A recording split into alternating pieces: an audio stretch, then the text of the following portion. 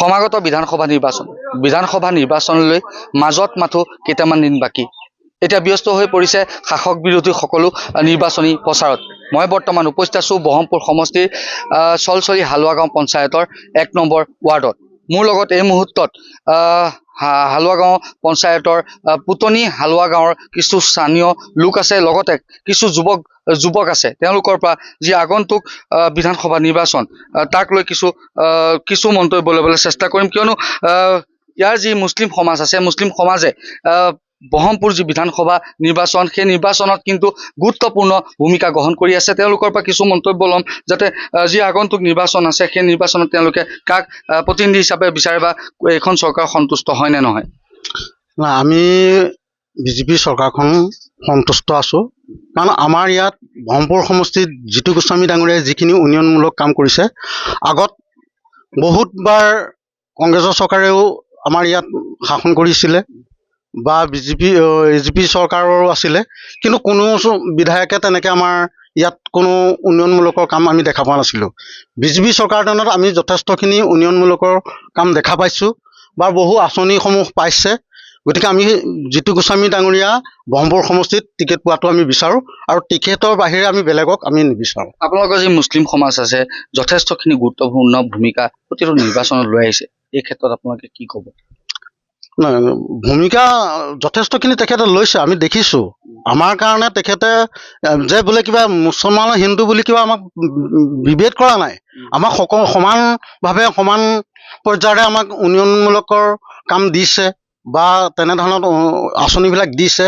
গতিকে আমি তেখেতৰ প্ৰতি আমি সন্তুষ্ট আছোঁ। হয়, নিশ্চয়কৈ। আৰু কিছু যুৱক আছে মোৰ লগত তেওঁলোকৰ পৰা কিছু কথা জানিবলৈ চেষ্টা কৰিম। কি ক'বা, বিধানসভা নিৰ্বাচনলৈ মাজত মাথো কেইটামান দিন বাকী, ইতিমধ্যে শাসক বিৰোধী ব্যস্ত হৈ পৰিছে, তোমালোক কিদৰে আলোচনা লাগিছে?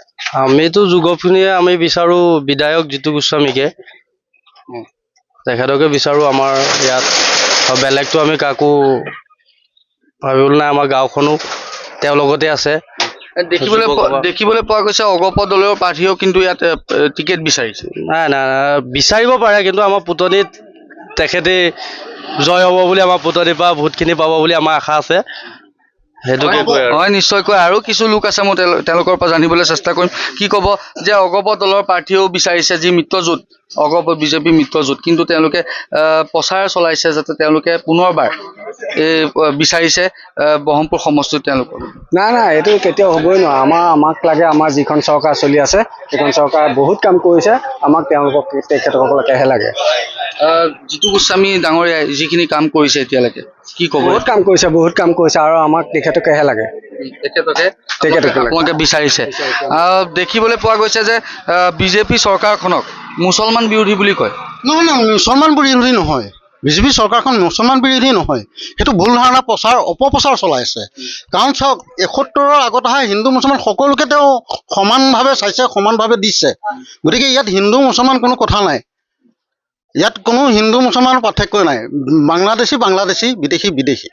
উচ্ছেদ যে কৰিছে, এই ক্ষেত্ৰত কি ক'ব? উচ্ছেদ কৰিছে। আজি উচ্ছেদ কোনে কৰিছে?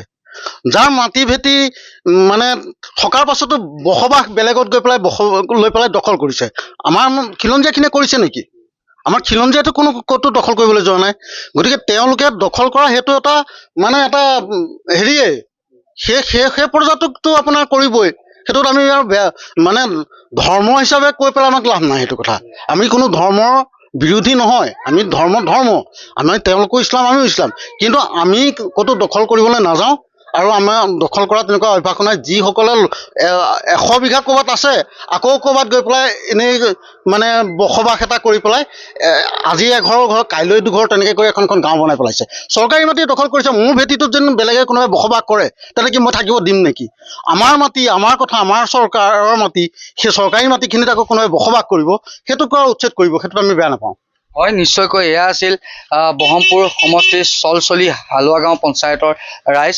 তেওঁলোকে পুনৰবাৰ বিজেপি চৰকাৰখনকে বিচাৰিছে, আৰু পুনৰবাৰ জিতু গোস্বামী ডাঙৰীয়াক বহৰমপুৰ সমষ্টিৰ বিধায়ক হিচাপে তেওঁলোকে বিচাৰিছে।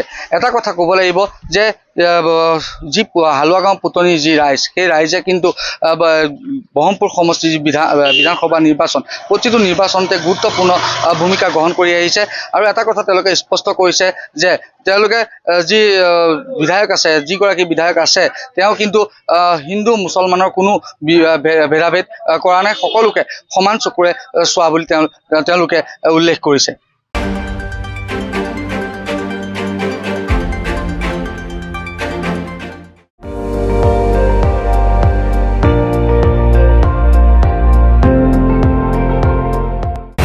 আপুনি চাই আছে ND24, সৰ্বশ্ৰেষ্ঠ নহয় সৰ্বোত্তমৰ দৌৰ।